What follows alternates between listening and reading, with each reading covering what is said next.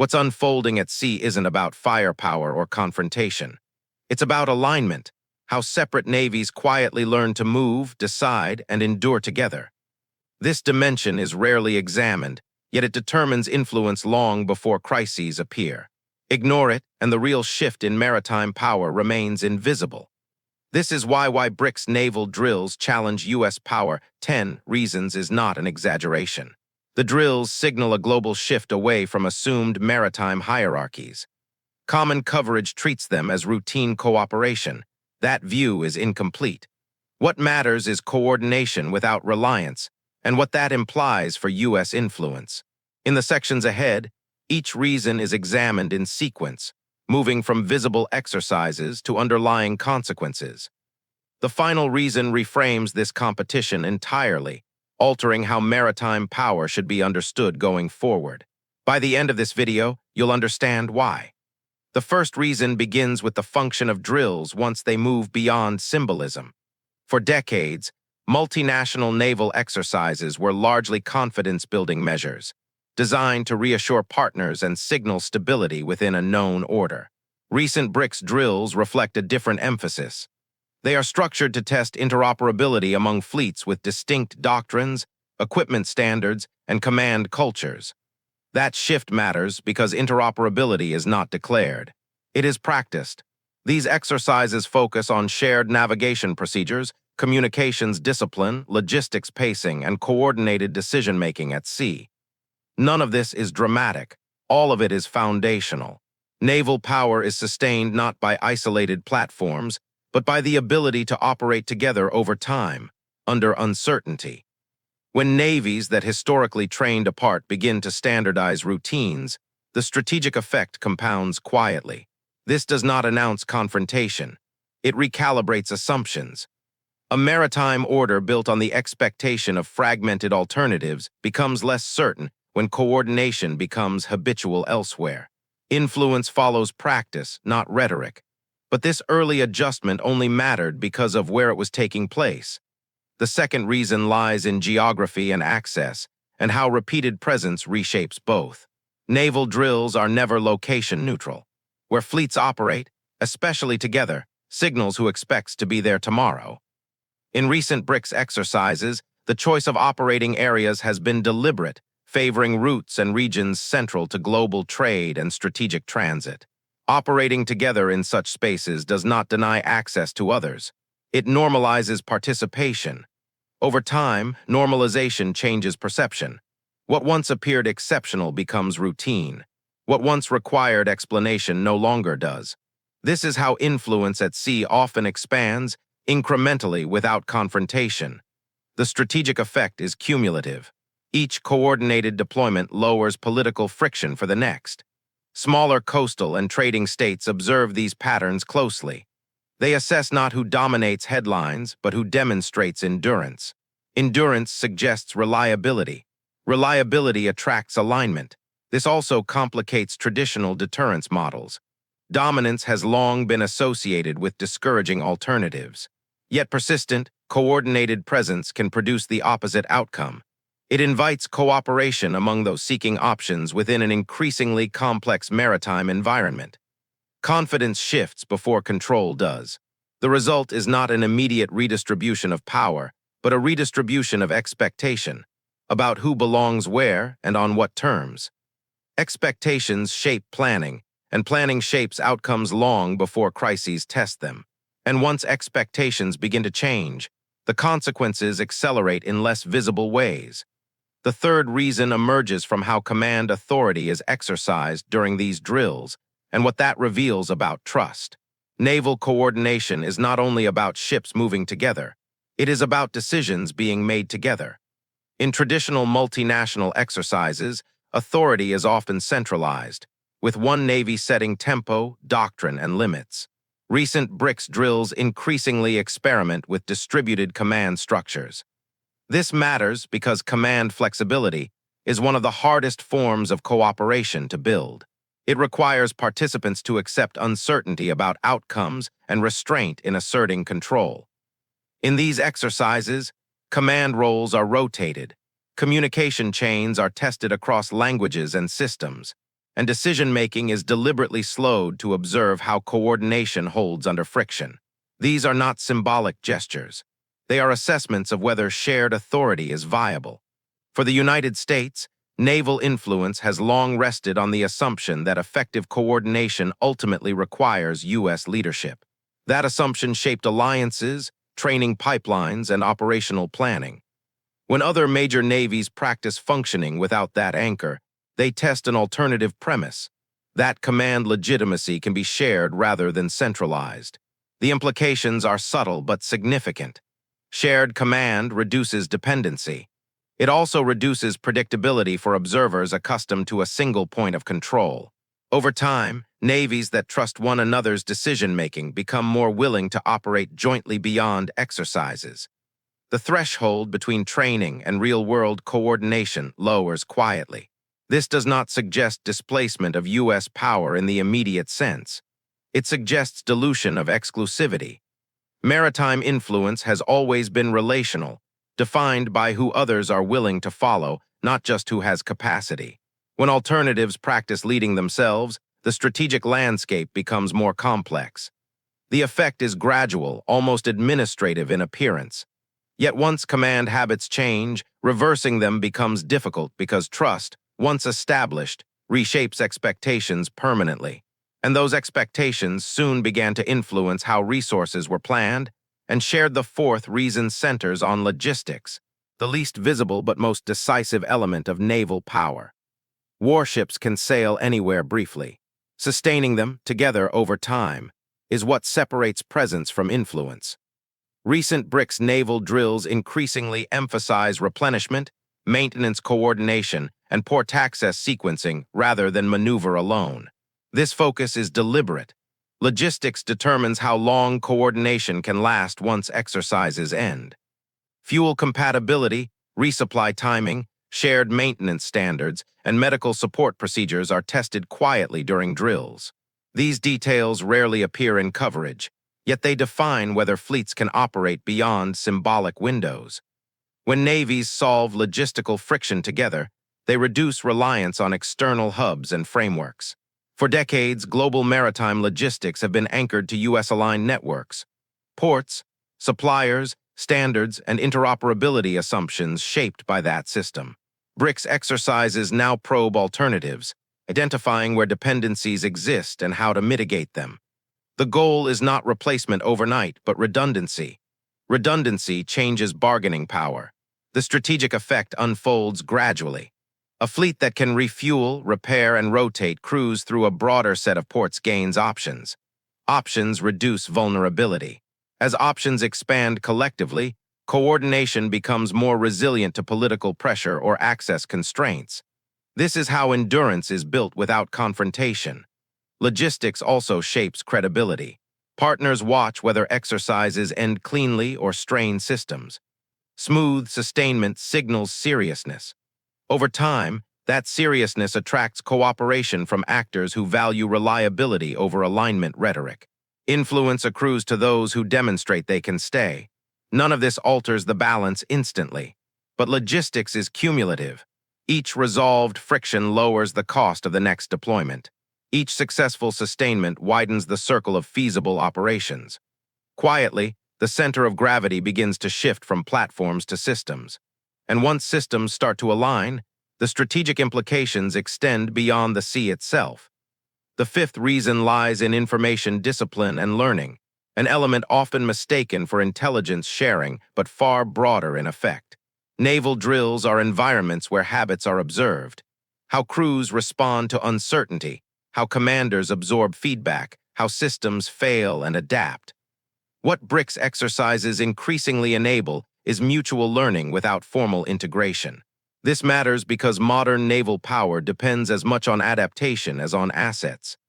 Exercises generate data about response times, coordination gaps, and procedural friction. When navies review these outcomes together, they develop a shared understanding of operational reality. That understanding does not require identical systems. It requires compatibility in judgment. For the United States, long-standing advantage has rested on setting the benchmark for naval professionalism. Doctrine, after-action analysis, and iterative improvement. When other major navies conduct rigorous learning cycles among themselves, they reduce the exclusivity of that benchmark. They begin to define standards internally rather than importing them. The process is quiet. It unfolds through briefings, simulations, and revised procedures rather than announcements. Yet its impact accumulates. Shared learning shortens adaptation cycles. It also increases confidence that coordination will hold when conditions deviate from plans. That confidence is critical because uncertainty, not opposition, is what strains coalitions. Over time, these learning loops shape how navies perceive risk. Familiarity with one another's decision-making reduces hesitation. Reduced hesitation lowers the threshold for joint action in non-exercise contexts, such as patrols, escorts, or humanitarian missions. The boundary between training and operations becomes less distinct. This does not signal hostility. It signals preparedness. Preparedness changes calculations long before confrontation is considered. When multiple navies learn together repeatedly, their future responses become harder to predict from the outside. What begins as shared observation evolves into shared expectation. And expectations, once aligned, influence how states plan not just deployments, but priorities. That shift in priorities soon began to affect how naval power was funded and projected. The sixth reason becomes visible in how naval budgets and force planning begin to respond to coordination, not just threat. Defense spending is often analyzed in isolation. Who spends more? Who modernizes faster? What receives less attention is how shared exercises influence what navies choose to invest in. BRICS naval drills increasingly function as planning laboratories. When navies train together consistently, gaps become obvious. Redundant capabilities are identified. Investments shift toward areas that improve collective effectiveness rather than individual prestige. This alters procurement logic. Instead of mirroring a dominant power's force structure, participants begin tailoring capabilities to complement one another. Surveillance, logistics support, escort roles, or regional familiarity. For the United States, naval planning has long assumed that allies align their investments around U.S. operational concepts. That assumption stabilizes coalition behavior. When alternative coordination frameworks emerge, procurement decisions diversify. Diversity complicates predictability. A maritime environment shaped by complementary capabilities rather than standardized dependence is harder to model and influence. This effect is gradual but persistent. Budgets reflect priorities over time. Exercises inform those priorities. When coordination proves workable, investments follow. The result is not a sudden surge in capability, but a steady accumulation of interlocking strengths. Interlocking strengths reduce reliance on any single contributor, including the most powerful one. The political dimension matters as well. Defense spending justified through multinational utility is often more resilient domestically. Exercises provide tangible rationale for investments that might otherwise face scrutiny. Over time, this embeds coordination into national planning cycles, not just operational calendars. This is where drills quietly transcend training. They begin shaping futures. Once procurement paths adjust, reversing them becomes costly. Systems are built to work together. Personnel are trained accordingly. The architecture of cooperation hardens. What initially appeared as optional alignment becomes structurally reinforced. And structure, once established, constrains choices, even for those accustomed to setting the terms. At that point, the question was no longer about capability, but about influence beyond the fleet itself. The seventh reason extends beyond naval capability into diplomacy, where drills function as instruments of influence rather than preparation alone. Maritime exercises are watched closely by states that do not participate. For them, drills answer a practical question: who can operate together predictably and who can be relied upon when interests overlap. Recent BRICS naval drills increasingly project organizational credibility.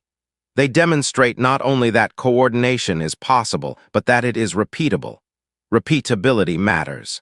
It suggests commitments that outlast headlines and political cycles. Smaller and mid-sized states, particularly those dependent on maritime trade. Evaluate this consistency when deciding how to hedge relationships.